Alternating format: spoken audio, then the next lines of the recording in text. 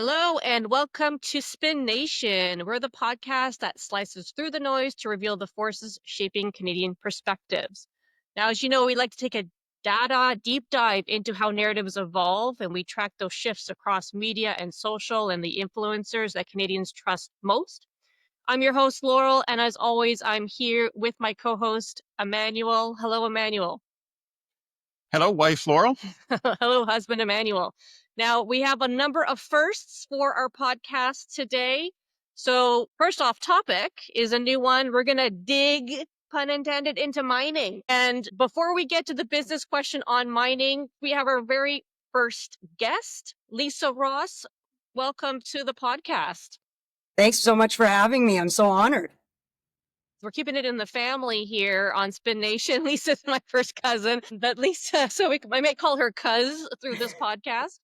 But Lisa is here because she is at least, 20 years in the mining industry, give or take, You have a to decade say or so. that. We Yeah. have to say that. Unfortunately, it's true. But Lisa is the CFO at Revival, and she is the treasurer and board member of the Women's Mining Coalition.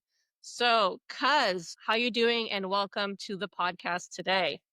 Thanks. So excited to be here. Now, another first for us is we're going to be looking at US and Canada data. So, Lisa, just before we get to that business question, can you talk about what you do, Revival Gold and the Women's Mining Coalition, and why it makes sense for us to look at the Canada US conversation on mining? Thanks so much, Laurel and Emmanuel. So I am the CFO of Revival Gold. And Revival Gold, we have two projects in the United States, both of which were mines that previously operated, and we want to restart them. One is in Utah and the other is in Idaho. And as Laurel mentioned, I am the treasurer and board member of the Women's Mining Coalition. As we refer to it, WMC. The WMC was started in 1993 by three female geologists. And what their objective was is to advocate for the mining industry. Well, how does one do that?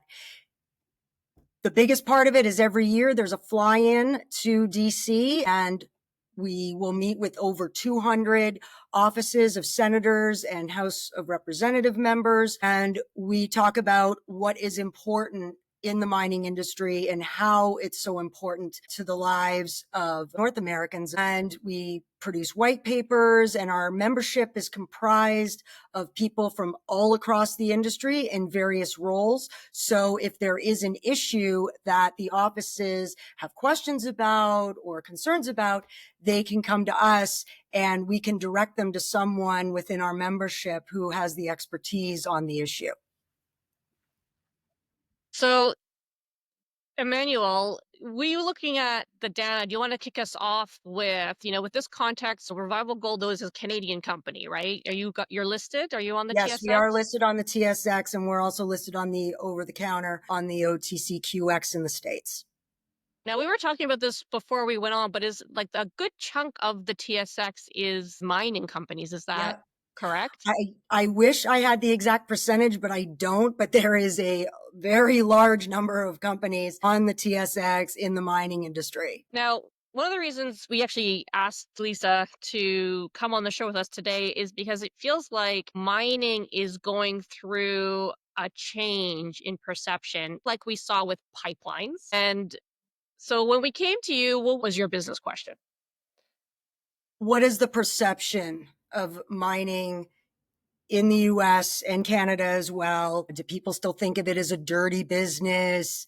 Like, what is the perception of mining? Because obviously with the new administration in the US, there has been the energy crisis and the related executive orders. There has been so much more spotlight put on mining than there has in the past.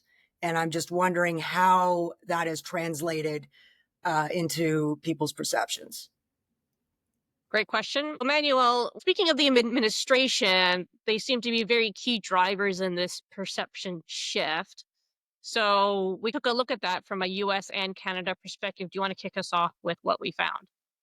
Well, Trump has a knack of inserting himself in every single conversation in the world, and he doesn't disappoint for the U.S. mining industry. We could see he owns about 12% of the conversation, which is pretty massive. Baby drill, right? I guess that was his.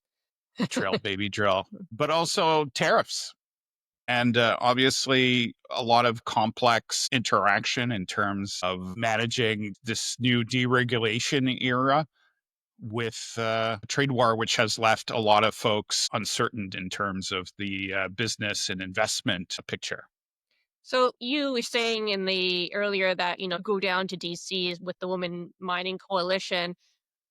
With Trump, pre-Trump, post-Trump, do you notice a change when you're meeting with American elected representatives? Is this showing up? Absolutely. Absolutely. 2 years ago, some of the offices we went to, it was very, very obvious that they did not care about mining at all. You're explaining issues and the staffers are taking notes and their eyes are just glazed over. You can tell that they're not really listening to you, but that's okay. Okay. It Hmm. happens. It's a free country. Hmm. Whereas this time, even in states that don't have mining, there was one state in particular, we went to Connecticut, House of Representatives, and the staffer we met, they don't mine in Connecticut exactly. But one of the things that the staffer was really surprised at is the incentive for people to invest in mining in the United States. There's something that they do not have, and that's a mechanism like flow through shares, which are incredibly popular in Canada. And when I mentioned the concept, his eyes literally perked up and oh, that's So interesting Lisa, for our audience, can you explain a little bit the about flow concept of through flow through? shares. Okay, basically for investors, what the public company will do is they will issue shares on the market. Investors purchase them. But here's the thing. The investor can write off a portion of that cost as a tax deduction, or they can donate the shares to charity and get a tax credit from that. Now, there are rules on what the company is allowed to spend those funds on. They have to be spent on exploration and development. You cannot spend it on corporate overhead or anything like that. As I say, the money's got to go into the ground. And that is a way of enticing investors because let's face it, exploration is very, very risky. Benefit for the investor is a reduction on the tax burden. The benefit for the country is more investment in this infrastructure.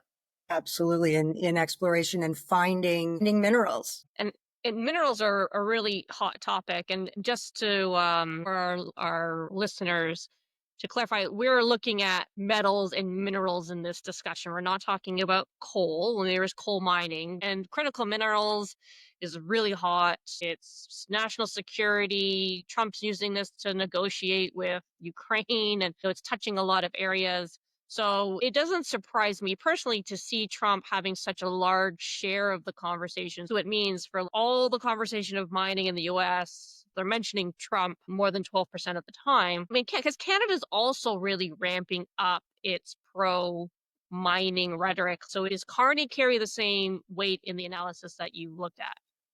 This is where it gets really interesting. So if we look at this chart, pre-March 2025, the conversation is almost absent. And it's only during the election in March, April that it starts to peak up. And then it continues throughout. So this is the part that's interesting. It didn't just peak up for the purpose of the election. It's actually stayed stable, even increasing since then. And I think this reflects Canada's conundrum, stuck in between the US trade war and wanting to invest in the growth of our mining industry.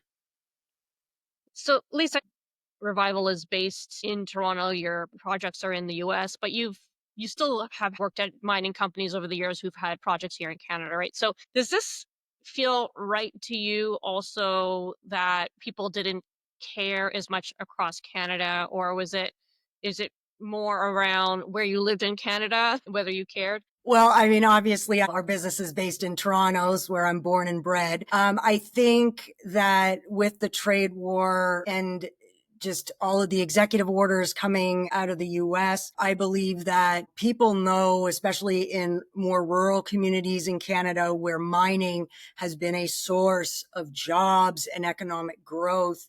People remember that because a lot of mines closed down when metal prices decreased significantly. People remember those jobs. They remember the economic growth. They remember the ancillary jobs that come from that. So if you build a mine and you have a whole bunch of new workers come, they have to be fed, they have to be clothed, they need shelter, their kids need a school to go to. So the growth of a community is incredible. And I think people are remembering that. If we want to remain as independent as possible from other countries, we have to produce the minerals here, and we can. Obviously, Canada is incredibly rich in our mineral resources. Looking at BC, Quebec, Northern Ontario, Ring of Fire. There's so many areas. Newfoundland has been a hot topic in the last couple of years with gold. Kidding. Yeah, I didn't. yeah, Yeah. yeah. Okay. See, I don't even know. This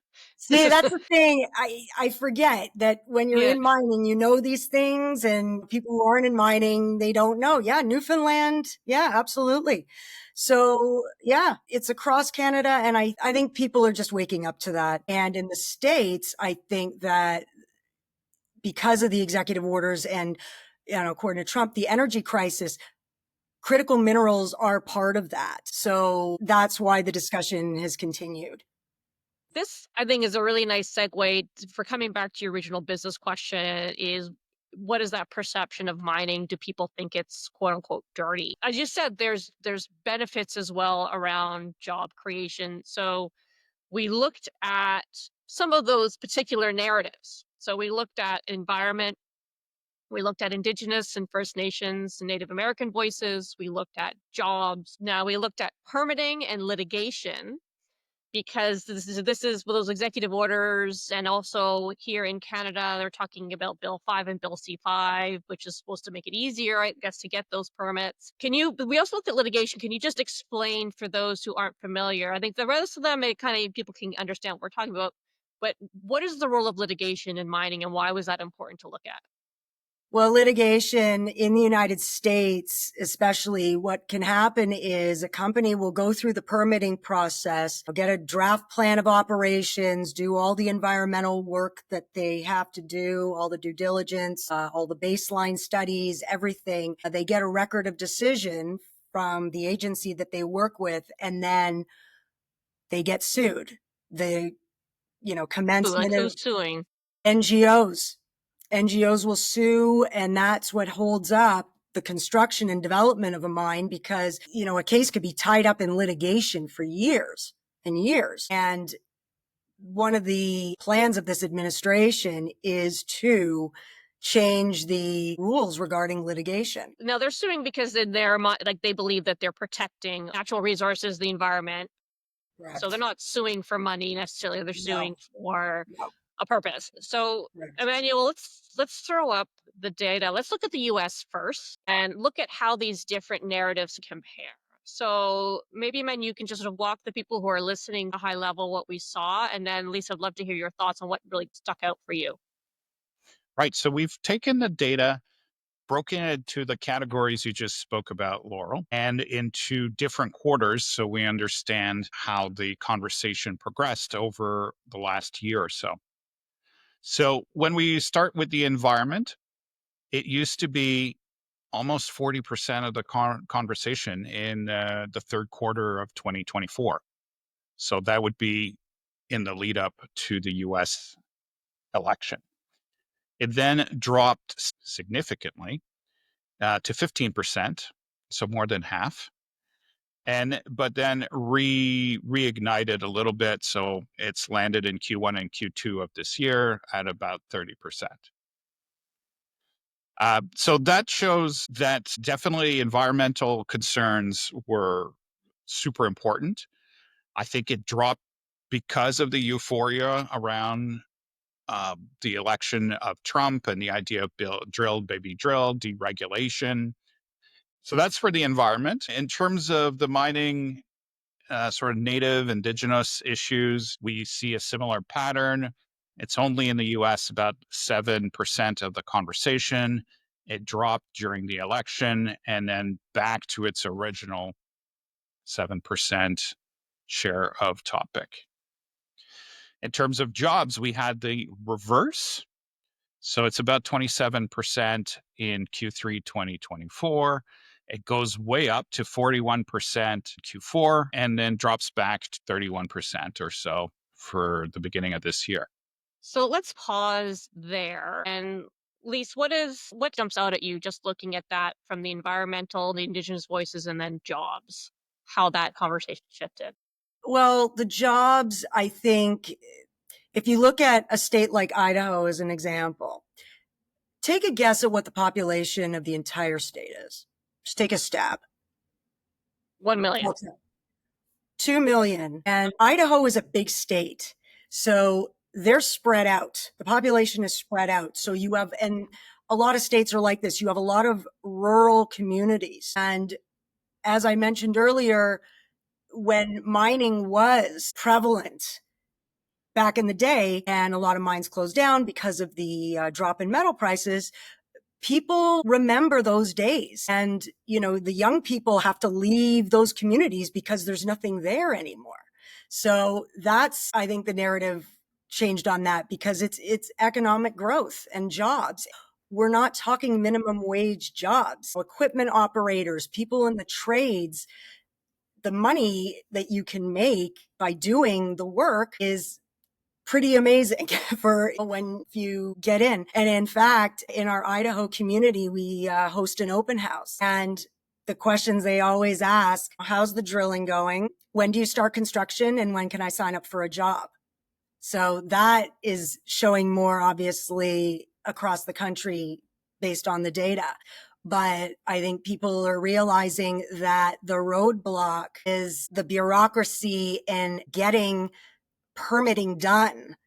Companies in the US have to do so much environmental work. They do baseline studies, they do cultural studies, archaeological studies, they look at biodiversity, they look at if there's any endangered species. There is so much environmental work that any company has to do, and you want to do it right. Oh gosh, it could be well over 5 years, could be 6 to 7 years, 8 years. I mean, depends how much exploration you want to do. Obviously, you need to do pre-feasibility studies and feasibility studies to make sure that it's economical to produce where you want to produce. There's community involvement. There's all these things, and it's years. It can be up to 10 years, maybe more, before you put a shovel in the ground. So that makes it difficult for an organization because the market could have changed completely in that time. And you also mentioned sometimes organization, even after they get the proper permits, which means they went through all the steps to get the environmental approval and all of that, they could still be litigation. How long would that stretch out that process? 4 or 5 years. Sometimes Right. So less, essentially sometimes doubling it. more. Exactly. So that's why it takes so long for mines in the US to get built. All the T's dotted, all the I's. You still have a second round of Litigation. re-verifying all the results. So I just want to Absolutely. ask, just wrapping up the data for the US, litigation is around 9 to 7%. It's pretty steady. Permitting, the conversational permitting went up. It's fluctuated a bit, but it's in the last couple quarters been steady around 25%. But I do want to come back to the environmental aspect, right? Because this is the key issue for a lot of people, or a lot of the negative sentiment around mining stems from concern about the environmental impacts, which I think are legitimate because if you like the history of mining is a bit of a checkered past. Absolutely. So yeah, so their concerns are not unfounded. And so what do you say to those people, especially the local communities who swim in the local rivers, who say, well, I'm worried that I'm not going to be able to swim in my local river anymore because a mine is going to ruin the natural environment? Like, how does the mining industry manage through those discussions? All of the requirements in the United States under NEPA, the amount of work and testing that you have to do to make sure that that does not happen. Measuring, you do a lot of soil tests and water tests. And if a mine is going to pollute a river so that fish can't spawn and people can't swim in it, chances are a mine's not going to be built there. It won't happen. You have to find another way. And also technology has changed too. Obviously, safety equipment has changed and the requirements for safety. It's not the canary in a coal mine. Things have moved so far beyond that now. In terms of safety, it is always safety first. And to be honest with you, I would not want to work with anybody that doesn't put safety first. And I'm just going to throw up quickly the sentiment that we have towards mining in the US. But for those who are listening, it tracks that there is actually a stronger positive towards mining that is pretty consistent, but it seems to be a little bit more polarized. People are really settling either completely against mining or yours could be for it or somewhat for it.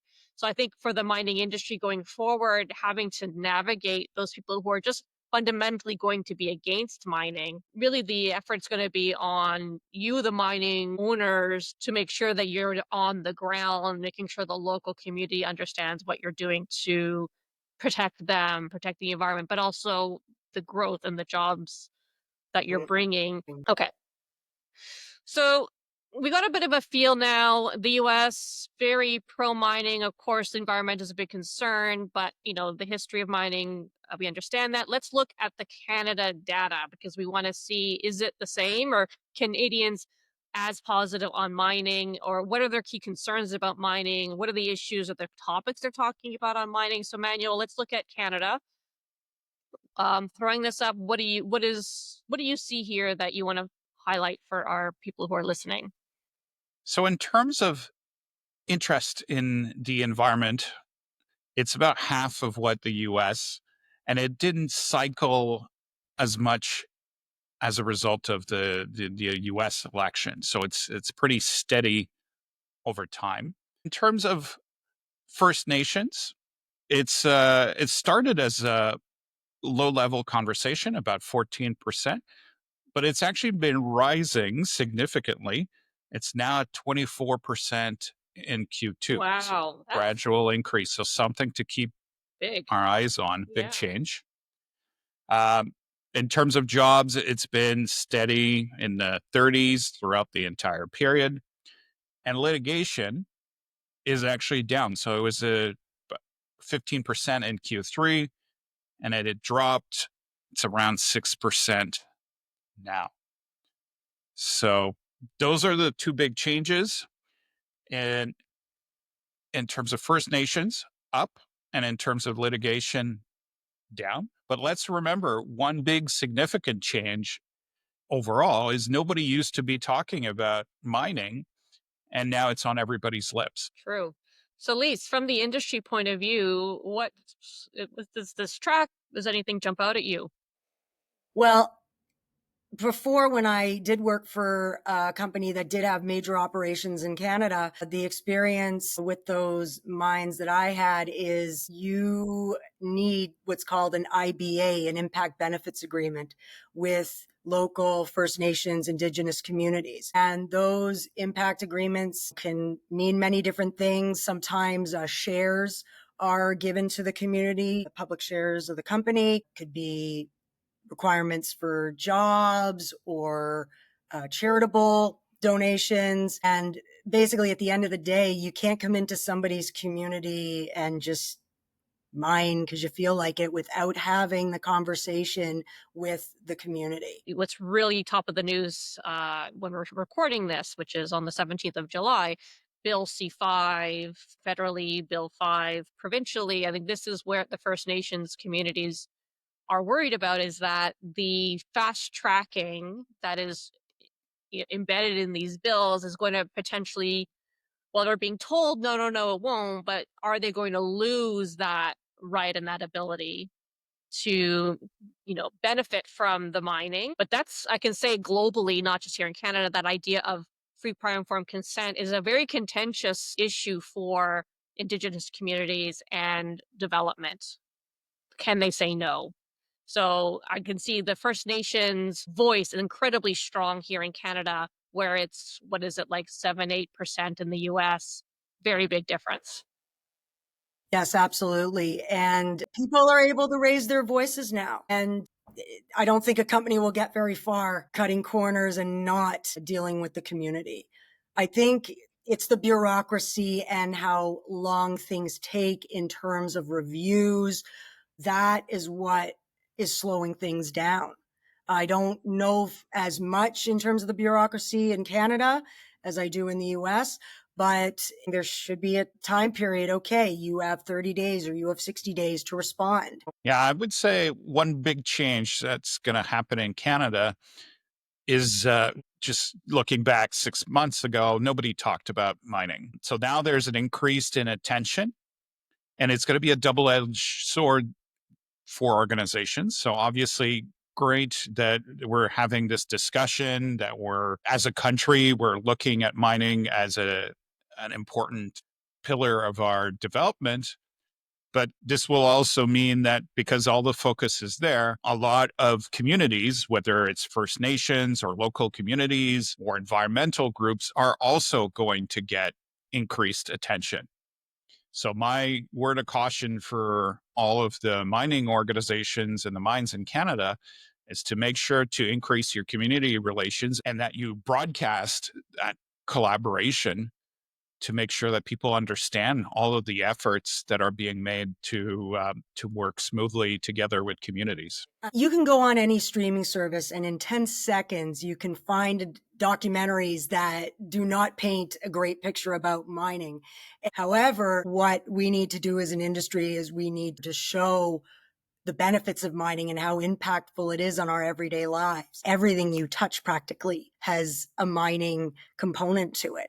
So we need to do better as an industry. And I'm starting to see a lot more of that, which is great. So over the years of my experience has been that engineers are not necessarily the most effective external communicators, very good at telling their story in technical terms, but not necessarily the best at really showcasing that narrative and what the benefits are for the community, for the country, et cetera, or working with some of the emerging media that are out there. So maybe there needs to be more TikTok engineers, TikTok mining engineers explaining to the broader community on the channels where they consume information.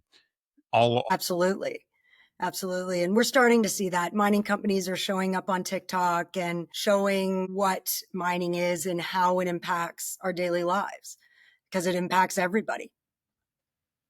All right. Well, we'll be scanning for some of those dancing TikTok engineers and reporting back on that. So before we wrap, just one quick round robin from everyone. Your so what? Lisa, we always wrap with a so what. Like from you, from the industry, you're seeing that sentiment is getting better, but the winds can shift very quickly. Major accident can happen.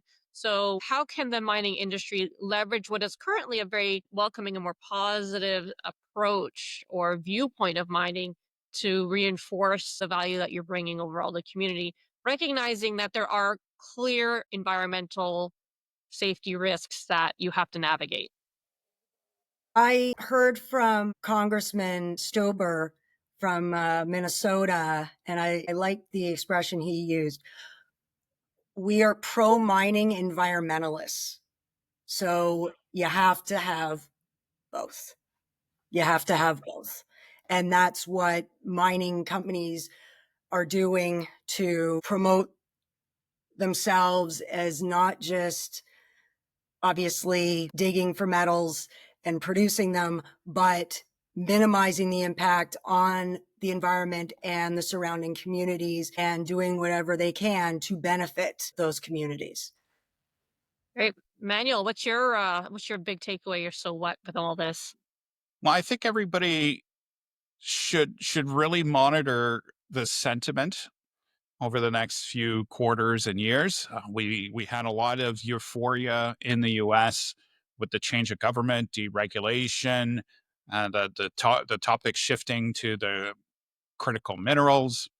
So Q4 2024 was sort of a high point. But now that attention is focused on the industry, that means everybody's energies is going to be very focused on influencing this message. So the hard work starts now.